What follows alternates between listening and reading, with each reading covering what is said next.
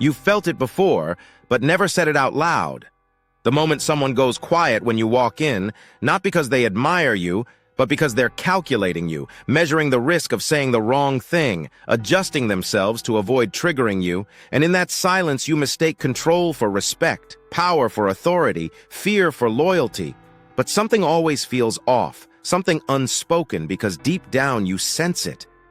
If they had nothing to lose, they wouldn't act this way around you at all, and that realization is the crack most people refuse to look into, because it exposes a truth that destroys the illusion of power you've been relying on. Watch closely how fear-based respect operates in real time, because it doesn't announce itself. It hides behind compliance, behind nods, behind yes answers that come too quickly, behind body language that looks obedient but lacks presence, shoulders slightly tense, eye contact held just long enough to avoid suspicion but never long enough to signal confidence.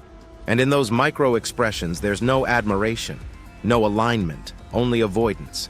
And this is where most people get trapped because they think control equals influence, when in reality control is fragile. It demands constant reinforcement, constant pressure, constant presence, and the moment you step away, the entire structure collapses because it was never built on respect. It was built on fear.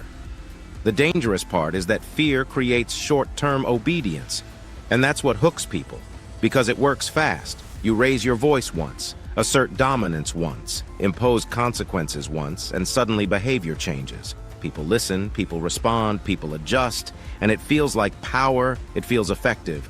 But what you're actually building is resistance beneath the surface.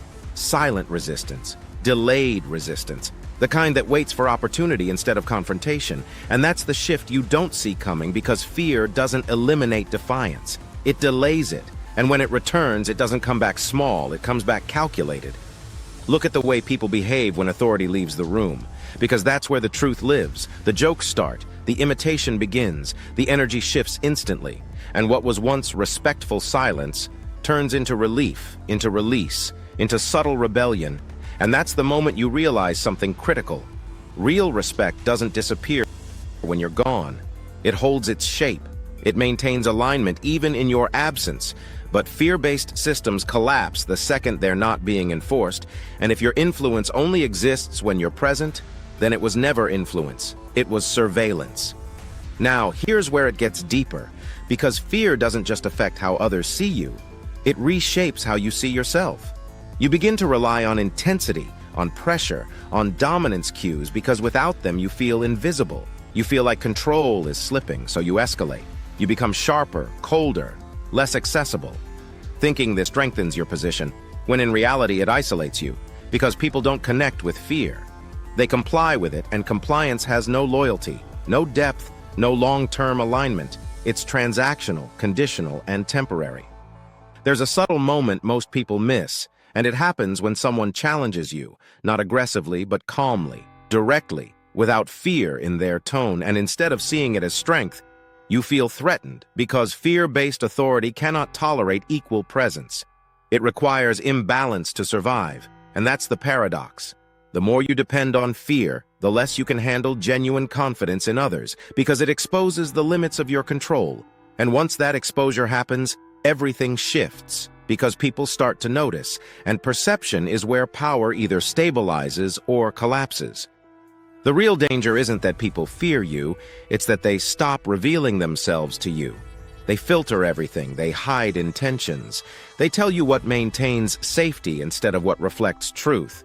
And now you're operating in a distorted reality, making decisions based on incomplete information, believing you're in control while actually being managed by silence. And this is where leaders, managers, and even individuals in relationships lose everything without understanding why. Because they mistake quiet environments for stable ones, when in reality, silence built on fear is the loudest warning sign. At some point, the cost becomes visible, not immediately, but inevitably. Performance drops when pressure is removed, loyalty disappears when opportunity appears, relationships feel hollow even when they look structured, and you're left trying to enforce something that keeps slipping through your fingers, because fear doesn't scale, it doesn't deepen, it doesn't evolve into trust, and without trust, influence has a ceiling. a hard limit that no amount of dominance can break through. Here's the shift most people avoid, because it requires giving up the illusion of immediate control, and that is understanding that real respect is slower, quieter, less dramatic. It doesn't announce itself through tension. It reveals itself through consistency, through people maintaining standards even when they don't have to, through honest feedback that risks discomfort, through presence that doesn't shrink or inflate depending on who's in the room. And this kind of respect cannot be forced. It can only be built, which makes it harder, but also unbreakable once established. You'll notice the difference instantly when you experience it, because instead of people adjusting out of fear, they align out of choice. Their body language changes, shoulders relaxed but engaged, eye contact steady without calculation, responses thoughtful instead of reactive, and most importantly, they don't need you to be present to maintain that alignment because it's internalized, not imposed, and that's where real power lives. Not in controlling behavior, but in shaping perception at a level that sustains itself. Make sure to like, comment, and share Modern Intelligence for such insight, because most people will never question this trap. They'll stay inside it, reinforcing it, mistaking fear for authority until it eventually turns on them, and by then, the damage is already done. So the next time someone goes quiet around you, don't assume you've gained respect. Observe deeper, watch their eyes, their posture, their timing, because what looks like control might actually be distance, and distance is the beginning of disconnection. And once disconnection sets in, influence fades regardless of how strong it once seemed. The moment you understand this, everything changes, because you stop chasing reactions and start building alignment. You stop measuring silence as success and start recognizing authenticity as the real signal. And that shift separates those who need control to feel powerful from those who create presence that commands respect without demanding it. Now that you understand this, watch this next video on control.